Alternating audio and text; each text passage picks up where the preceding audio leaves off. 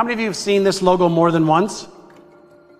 How many of you know where the arrow is in the FedEx logo? Put your hand up. So for those of you who do know, don't know, the reason is because you don't have the neural patterns of recognition. But as soon as you make a neural pattern, then your brain always finds the patterns that are common within the network. If the pattern doesn't exist here, you will not see it out there. Does that make sense? You don't see the world as it is, you see the world as you are. As you are. The architect of this brand put a small little measuring spoon in the FedEx logo. Now, how many of you know where the measuring spoon is? Now, why don't you know where the measuring spoon is? Because nobody has ever exposed you to that pattern. All it is pattern on a screen that's doing what? Shining its light through your eyes into your brain. Your brain's looking for any associations, any information that resonates with what I just said. And if the image doesn't exist there, you just go, simple instructions of training your brain. Take a look at the other spaces, okay, in white within the FedEx logo. Watch how fast you will see it.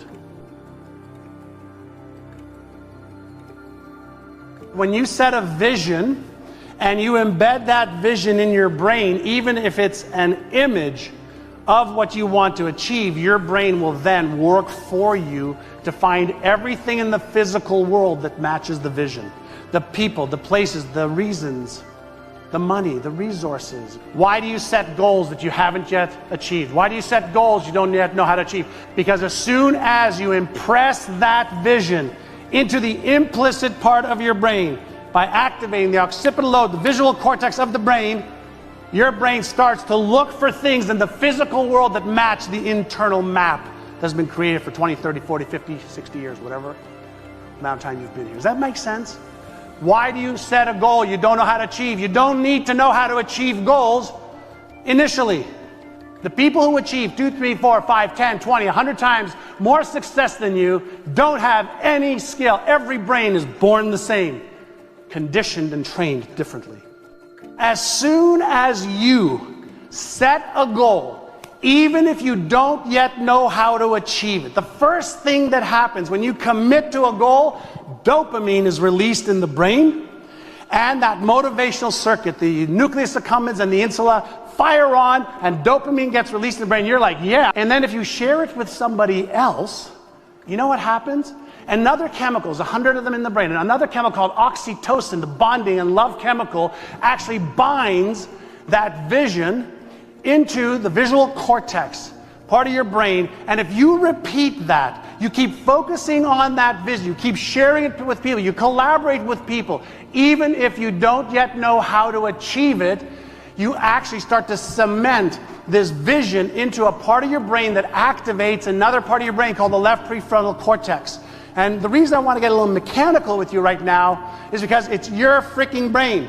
And if you don't know how to use it, you will not succeed. And it'll help you achieve anything you want, or it'll destroy everything you want. And so the step one, okay, to achieving anything is seeing somewhere in the distant you actually achieving it. How to achieve any goal. How to achieve any goal comes after you set the goal. So the how initially is more important than anything else. Why? Because that is the first step to activating the motivational circuit of the brain. And you want to get the system. The brain is a holistic system that works together. If you don't do things in the right order, that's like having the combination to a safe, but you just don't have the right combination sequence. I'm going to give you the sequence that you need. And the reason you have to set goals is your brain is actually a goal-seeking tool. If you give it something to go for and after, then you actually are activating the genius part of your brain called the left prefrontal cortex. And there's two cortexes I'll talk to you about that are critical to you.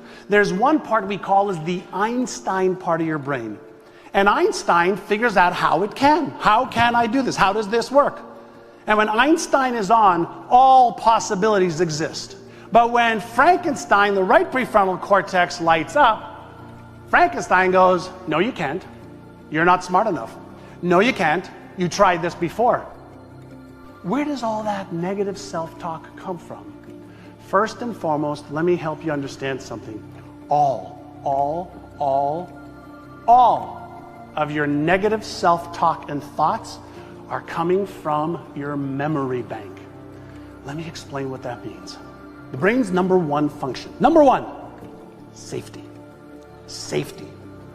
So obviously life safety first, but anything that is processed in the brain that threatens either your financial stability, your emotional stability, your business stability, your relationship stability, your health stability, anything gets filtered through this part of the brain first and brings forth as the default setting in your brain. The default setting in your brain is negativity first for safety. It's just to make you aware that maybe last time you tried and failed. There are thoughts that propel you forward, right? And there are thoughts that propel you backwards, right? And there are emotions that are very, very favorable and move you forward, and there are emotions that stop you dead in your track, right? Whose thoughts are they? Whose emotions are they? Whose body is it? Yours, right? So some of the tools that you want is you want to know how to activate that left prefrontal cortex. And one of the best ways to activate the left prefrontal cortex is, I know I haven't achieved that goal, but how can I? I know I haven't achieved that goal, but who would know? I know I don't have the resources to achieve that goal, but who has them? If you shift the focus of what your brain is doing, you shift how your brain works. And the neurons, the brain cells that fire together will wire together. So if you have more positive thoughts, sequences of more positive thoughts, sequences of asking the right questions, sequences of finding out how you can, that becomes your new default setting.